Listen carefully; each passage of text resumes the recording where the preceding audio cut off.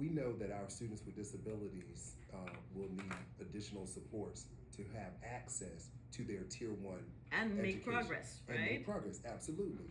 And the thing that I have to go back to is the understanding of what behavior actually is. Behavior is academic. And if students are being removed from the instruction, how are we teaching the expected behavior? So continuing to build the teacher's skills around dealing with the behavior through the instruction, because all roads lead to instruction, is what ultimately reduces that disproportionality.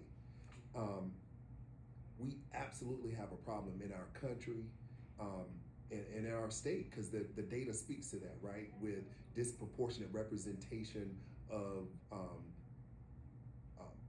those reporting categories that we spoke about. And it's essential for teachers to really take the approach of understanding the different behavior types that are associated with the students' disabilities, because they all need different types of support. That's where that individualized instruction comes in, as well as the curriculum that's actually laid out. So there are other components that are associated with our students with disabilities that really will have a positive impact on the disproportionate responses that we tend to see in our data. And you started with behavior because you, again, as you said, behavior is academics. If students are not in the classroom, they're not learning. Correct. Right? And again, that buy-in too from teachers, like, oh, but they're not. You know, of course we have to gauge on what the behavior actually is and address that behavior accordingly with what is already laid out by our Rights and Responsibilities Handbook, right?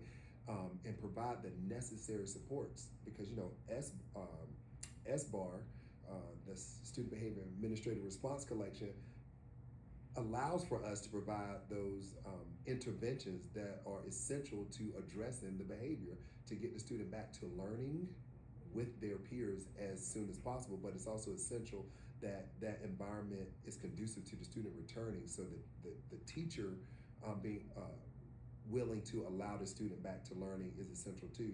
You know, one of the things that we do here at our schools, my administrative team and we live in the classrooms. I see your cart. I don't have an office. Like I live on this cart, and so do my other teammates. We are in the classrooms the majority of the time. We're in the hallways, and when we're in the classrooms, we are the resource for the teachers. We are providing the support necessary every single day for us to reach our goals. And though it may not seem like we're moving in the right direction, when we look back, I always tell the team, when you're in it, you can't feel it, you can't see it. But when you look back, you see the progress, because you have grown so much more and we have achieved so much more with our students. And that's what it's all about. And the work is not easy. The teachers really have to know the work is not easy. They're doing so much all day long. They're wearing so many hats, and they just have to keep to the grind, because that ultimately will yield some really good outcomes. Well, I think the teacher has to be willing to have the conversation. You know, the teacher acknowledges that they're having some struggles with student behavior.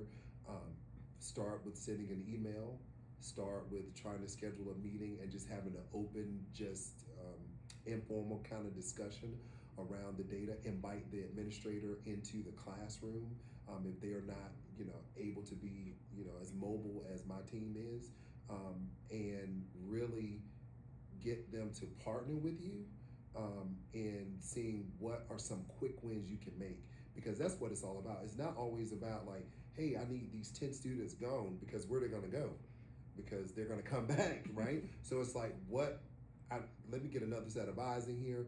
Let me see. I want you to observe, give me some feedback on what you see. Let's talk through this, because this is what I'm seeing. This is what I believe my data is showing, to create that conversation, that partnership with the administrator to begin to address some of those challenges that you're having in the classroom. And I would say, don't wait.